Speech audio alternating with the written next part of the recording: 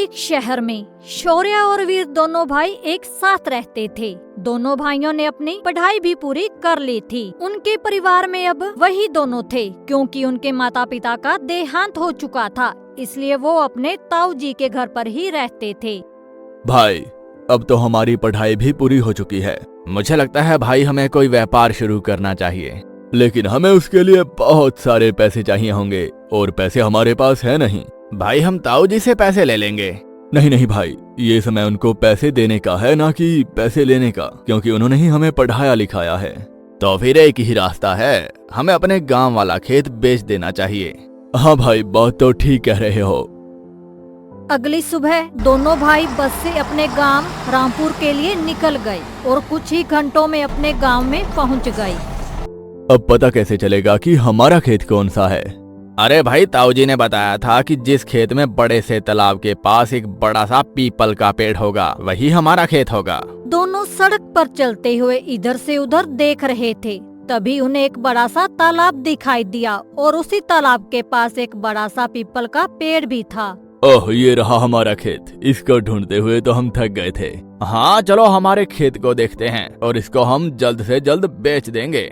हाँ, बात तो ठीक कह रहे हो तुम। दोनों भाई तालाब के पास पहुँचे तो तभी एक बूढ़ा आदमी जीतू अपनी झोपड़ी से बाहर आया और बोला, अरे कौन है? हम इस खेत के मालिक हैं, लेकिन तुम कौन हो? इस खेत के मालिक, कम से कम मुझसे झूठ तो मत बोलो। अरे कमाल है, सवाल तो हमें आपसे करना चाहिए कि आप कौन हैं, क्योंकि हम तो इस खेत के मालिक हैं। ठीक है, अगर तुम लोग इस खेत के मालिक होने का दावा करते हो तो मैं मान लेता हूँ। आप हमारे परिवार के बारे में कुछ जानते हो क्या? मैंने यहाँ नौकरी करते हुए अपनी जवानी निकाल दी है, लेकिन मैं तुमको तभी कुछ बता पाऊंगा जब तुम मेरी परीक्षा में सफल हो जाओगे। कैसी परीक्षा? इस खेत के मालिक ने अपनी पुश्तैनी तलवार यहाँ गाड़ दी थी, तुम्हें उस तलवार को उखाड़ना होगा। लेकिन हम उस तलवार को क्यों उखाड़ें? अगर तुम उस तलवार को उखाड़ पाए तो ये साबित हो जाएगा कि तुम इस खेत के असली वारिस हो। ये इतना भी बड़ा काम नहीं है जिससे ये सिद्ध हो कि हम लोग इस खेत के असली मालिक हैं, क्योंकि इतने सालों में यहाँ बहुत सारे दावेदार आए थे, लेकिन उस तलवार को कोई भी नहीं उखाड़ पाया। यह तो अजीब है। अगर तुम सच्चे वारिस हो तो मैं तुम्हें तुम्हारे माँ बाप के बारे में भी बताऊंगा, लेकिन हमारे माँ बाप तो इस दुनिया में हैं ही नहीं। ये भी एक रहस्य है बेटा। ठीक है, कहाँ है वो तलवार? बेटा ध्यान से, अगर तुम सचमुच इस खेत के असली वारिस हो तभी उस तलवार को उखाड़ने की कोशिश करना, वरना तुम अपनी जान से हाथ धो बैठोगे। हम सच्चे हैं, इसलिए हमें कोई डर नहीं है। हमें जल्दी से उस तलवार के पास ले चलो। जीतू उन्हें तलवार के पास ले गया। इस पीपल के पेड़ के पास जो तलवार जमीन में गाड़ रखी है, तुम्हें उस तलवार को उखाड़ना होगा। वैसे आज तक कोई भी ये काम नहीं कर पाया है। अगर तुमने इसे कर दिया तो मैं तुम्हें एक आखिरी परीक्षा दूंगा। शौर्य ने तलवार को पकड़ा, लेकिन उसे वो हिला भी नहीं पाया। अरे तुम भी लालची निकले, देखा तुम्हारा झूठ सामने आ गया। आप हमारा विश्वास करें, ये हमारा ही खेत है। तुम असफल हो चुके हो।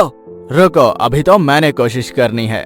ठीक है, तुम भी कोशिश करके देख लो, और जब असफल हो जाओ तो यहाँ से दफा हो जाना, वरना जान से हाथ धो बैठोगे। वीर ने कोशिश की, लेकिन तलवार इस बार भी नहीं हिली। तभी शौर्य और वीर ने एक साथ तलवार को पकड़ा तो मानो इस बार चमत्कार हो गया। इस बार बिना मेहनत के तलवार हाथ में आ गई। ये देखकर जीतू को आश्चर्य हुआ। अरे बच्चों, आखिर तुम आ ही गए।